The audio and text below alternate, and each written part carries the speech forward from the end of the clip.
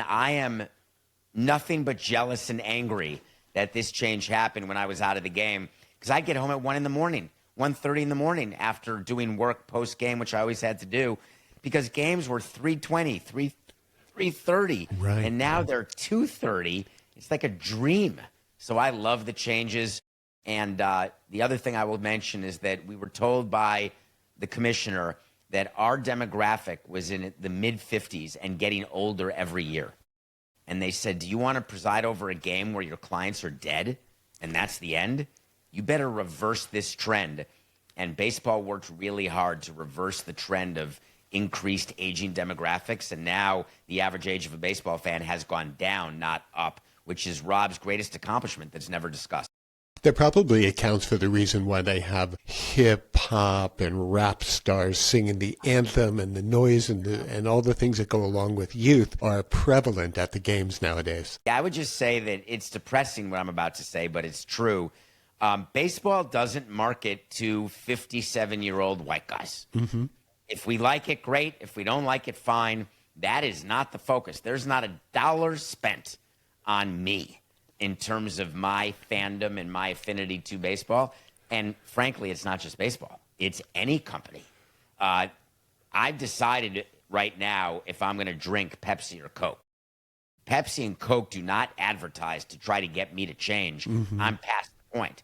They're going at people who have not made the choice. So once they choose, they've chosen the way the company wants, and then you've got a customer for life. So interesting. As far as baseball goes, without violating any confidentiality, are there any really crazy requests that players or their agents put forth to you that they would want in their writers? Anything that really stands out in your mind? I've had, of course, over years, you get crazy ones. I never understood the players who asked for plane tickets for their families to fly and see them.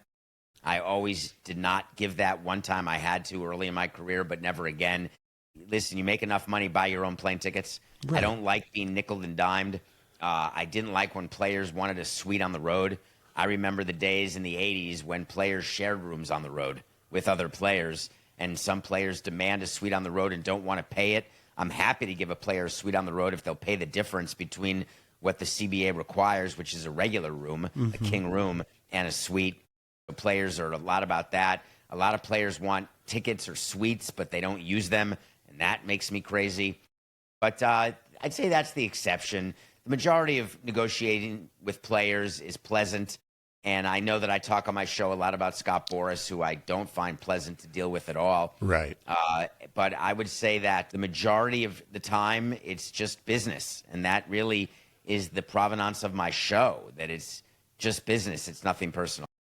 Taking a look at baseball from the position in which you are, and you take a look at Soto's contract and all the crazy things that he asked for, the suites and the seats and all of that, does that just make you crazy? No, listen, I give players credit for asking. When we signed Ichiro in 2015, we had a very funny negotiation because he kept asking for stuff and we kept saying yes. And then he'd ask for more stuff. And I had an epiphany during the negotiation that if I don't say no at some point, this will never end. They'll just keep asking for more and more and more. And it turns out Steve Cohen never said no to anything. So, of course, Soto's going to keep asking for stuff, and his agents, hey, give my family passes, redo the family room, make sure there's certain food on the plane, make sure my room is on the 69th floor. And it's so ridiculous. But Steve Cohen never said no, so I don't blame Juan Soto one bit. I never blame the players or the agents for bad contracts, ever.